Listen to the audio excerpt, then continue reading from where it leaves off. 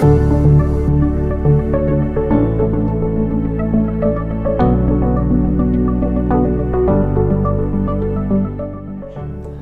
का भारत तेजी से विकास की ओर कदम बढ़ाता भारत है। किसी भी देश के विकास का जो सबसे पहला महत्वपूर्ण पायदान है वो है इंफ्रास्ट्रक्चर। पर कहीं यह विकास मनुष्यता, पर्यावरण और प्रकृति की कीमत पर तो नहीं हो रहा। क्या कोई ऐसी परिस्थिति निर्मित की जा सकती है जहां पर डेवलपमेंट, पर्यावरण और प्रकृति एक साथ हाथ थामे आगे बढ़े? क्या कोई ऐसा संस्थान है जो इन सब बातों का बखूबी ध्यान रख रहा है? तो जवाब है हां। और यह संस्थान है भारत की सबसे पहली नेट जीरो इंफ्रास्ट्रक्चर कंपनी, जिसका नाम है बूटस। और इस विचारवान संस्थान के प्रणेता हैं श्री दीपक राय जी। तो आइए जानते हैं दीपक राय जी से कि वो भारत के नवनिर्माण में बूटस का योगदान किस तरह से देख रहे हैं। सर कैसे हैं आप? मैं बढ़िया हूँ, आप कैसे हैं? मैं भी बहुत बढ़िया सर। पहले तो मुझे एक बात बताइए आप कि मैं जब आपके ऑफिस में इन कर रहा था तो हमारे जूते आपने उतरवाए जी, और मैं देख रहा हूं कि आपने अपने भी जूते उतारे हुए हैं। तो इसकी वजह बताइए आप सबसे पहले तो। इसका जो साइंटिफिक आंसर है इस चीज़ का, जितने भी बैक्टीरिया और वायरस ट्रांसफ़र होते हैं उनमें शूज़ का काफ़ी योगदान होता है। अपनी संस्कृति में हमेशा घर के बाहर या किसी पवित्र स्थान के बाहर हम हमेशा उतारते हैं। तो उसी से हमने प्रेरणा लेते हुए, चूँकि ये हमारी कर्म भूमि है और यहाँ से हम बहुत कुछ करने वाले हैं, तो साइंटिफिक एंड कल्चरल दोनों तरीके से हमने उसको अपनाया हुआ है। क्या बात है, मतलब आप कुल मिलाकर बैक टू बेसिक की बात कर रहे हैं। बिल्कुल, वो हमारे पूर्वज काफ़ी समझदार थे। अगर सिर्फ हम उनसे ही सीखें तो हमें कुछ और सीखने की ज़रूरत ना हो। अच्छा, अभी जब मैं आपके ऑफिस में एंटर किया तो मैं क्या देख रहा हूँ कि बहुत सी जगहों पर नेट जीरो लिखा हुआ है। क्या है ये नेट जीरो? सरल भाषा में अगर मैं आपको बताऊं तो नेट जीरो है कि हम पर्यावरण से जो लें, प्रकृति से जो लें, उतना प्रकृति को वापस कर दें। सो ये नेट जीरो कहलाती है। जैसे कि हम नेट जीरो बिल्डिंग्स बनाते हैं तो हम जितनी बिजली ग्रिड से लेते हैं हम ग्रिड को उतनी वापस कर देते हैं। ओके। तो हमारी बिल्डिंग की जितनी भी बिजली की डिमांड होती है हम अपने साइट पे ही बिल्डिंग्स में ही बनाते हैं। अगर कभी इमरजेंसी में हमने ग्रिड से ली तो हम उतनी ग्रिड को वापस भी कर देते हैं। तो आम भाषा में हम कह सकते हैं कि हमें यहाँ बिल्डिंग में बिजली का बिल शून्य आता है, जीरो बिजली बिल का बिल हमें आता है। अच्छा सर, एक बात बताइए कि ये जो नेट जीरो आपका है, आपको लगता है कि भारत इसके लिए अभी तैयार है? क्या आप बिना बिजली के बिल की बिल्डिंगों के लिए तैयार हैं? बिल्कुल तैयार हूँ सर, अभी तैयार हूँ। तो इसीलिए अपना देश भी तैयार है। अच्छा। क्योंकि हम अगर नेट जीरो नहीं करेंगे तो हम पर्यावरण को बहुत नुकसान पहुंचा चुके हैं और पहुंचा रहे हैं। क्योंकि हमारी जनसंख्या बढ़ रही है, उससे एयर कंडीशनिंग डिमांड बढ़ रही है। बट बिजली बनाने के लिए या तो हम डैम बनाएंगे या कोयला का यूज़ करेंगे। उन दोनों ही वजह से हम पर्यावरण को काफ़ी नुकसान पहुंचा चुके हैं और हम पहुंचा रहे हैं। अगर हम अपनी बिल्डिंग में बिजली की जितनी हमारी डिमांड है खुद जनरेट करेंगे तो हम बहुत सब फाइनेंशियल भी बचा सकते हैं और पर्यावरण भी बचा सकते हैं। क्या ऐसा दिन भी आ सकता है कि भारत की सारी बिल्डिंग्स नेट जीरो हो जाए? पेरिस एग्रीमेंट 2016 में हुआ है और हमारे माननीय प्रधानमंत्री जी ने पेरिस एग्रीमेंट साइन किया है, हमारे देश ने साइन किया है। 2070 तक, 2070 तक हमें देश को नेट जीरो होना है, तो ये होगा। अच्छा। अगर हमें पर्यावरण को बचाना है तो हमें नेट जीरो होना ही होगा और ये कोई ऑप्शन नहीं है, ये करना ही पड़ेगा। आप सब आज पर्यावरण का प्रभाव देख रहे हैं। बिल्कुल सर, राइट। जितने हम डैम बनाते हैं उससे कितना लंबे समय तक पर्यावरण पे इम्पैक्ट आता है, या जो टेम्परेचर बढ़ रहा। तो नेट जीरो सॉल्यूशन इसलिए ज़रूरी है। अगर हम बिल्डिंग की बिजली की डिमांड वहीं से बनाएंगे तो हमें नए बांध नहीं बनाने पड़ेंगे, नए कोयले के प्लांट्स नहीं बनाने पड़ेंगे, नई ट्रांसमिशन लाइन नहीं डालनी पड़ेंगी। तो ये सब का फाइनेंशियल तो है ही इससे फ़ायदा, बट प्रकृति को बहुत फ़ायदा है। तो आपको लगता है कि ये जो नेट जीरो प्रोसेस है जिससे हम कंस्ट्रक्शन का काम कर रहे हैं जी, या कुछ भी कर रहे हैं, आपको लगता है कि मतलब ये प्रक्रिया आसान है और क्या कॉस्टिंग आती है इसको बनाने में? ये मैं ये नहीं कहूँगा बहुत आसान है। ये पूरा इंजीनियरिंग है एंड माइक्रो प्लानिंग है, आर्किटेक्चरल और इंजीनियरिंग को डीप स्टडी है। तो हम जो भी प्रोजेक्ट्स करते हैं हम उनको इन हाउस डिज़ाइन करते हैं, बहुत माइक्रो लेवल पे। दुनिया के जो बेस्ट सॉफ्टवेयर और टूल्स हैं हम यूज़ करते हैं। हमने दुनिया का पहला नेट जीरो म्यूज़ियम कुरुक्षेत्र में बनाया, हमने दुनिया की पहली नेट जीरो लाइब्रेरी झांसी में बनाई। अच्छा जी, और अगर आप इसकी कॉस्ट की बात करें तो ये नॉर्मल बिल्डिंग से 20 से 25% ज़्यादा कॉस्ट पे होती हैं ये बिल्डिंगें, बट लंबे समय अगर हम 24 घंटे बिल्डिंग को यूज़ कर रहे हैं तो इसका रिटर्न ऑफ इन्वेस्टमेंट ये 2 से 3 साल में वापस आ जाता है।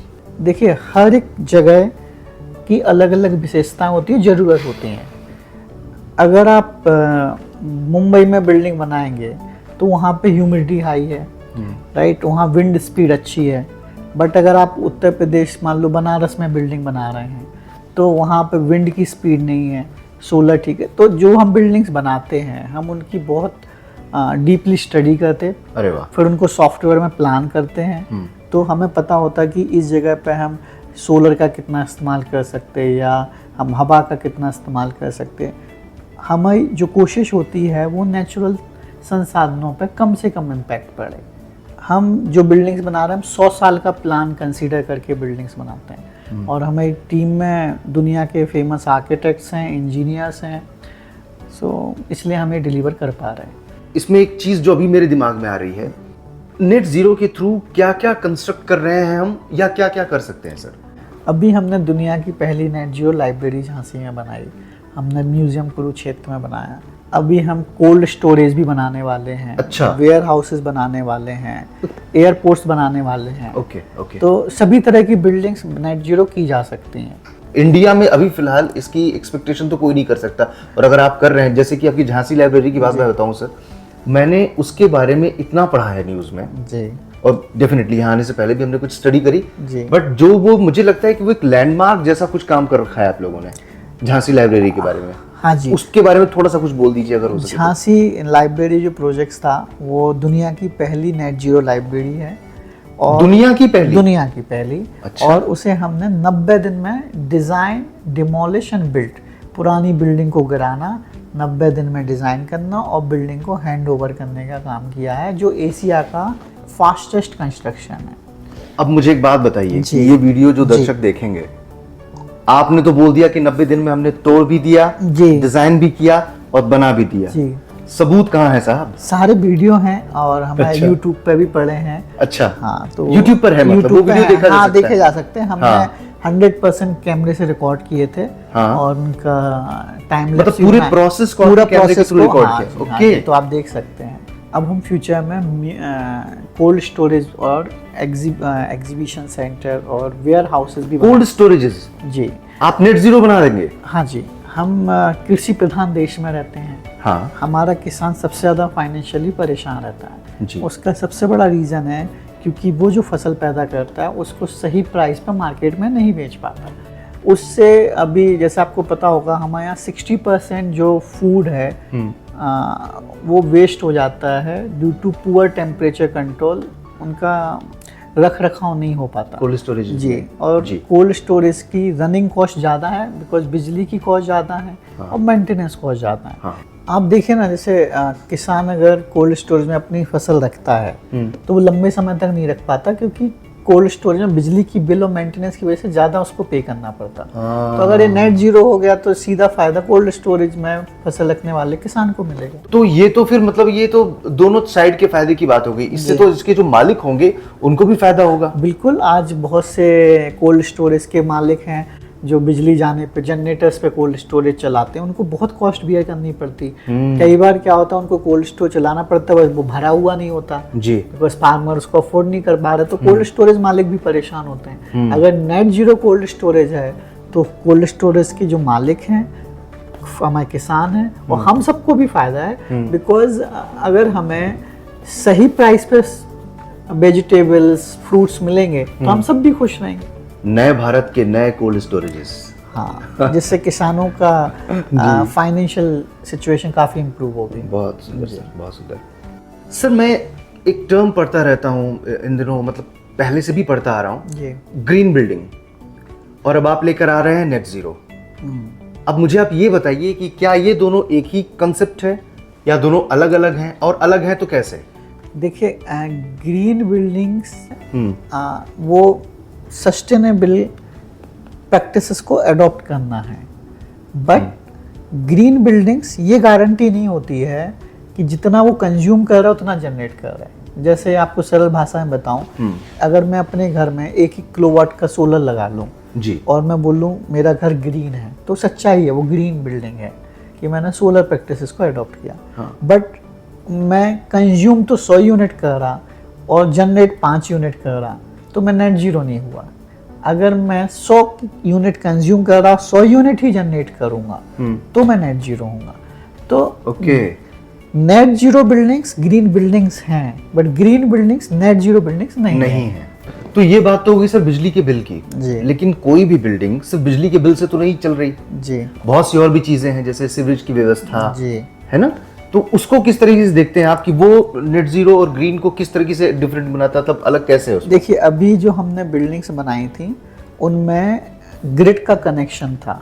अच्छा। तो हम जितना ग्रिड से बिजली ले रहे थे उतना ग्रिड को वापस दे रहे थे, जो हमने झांसी लाइब्रेरी में किया।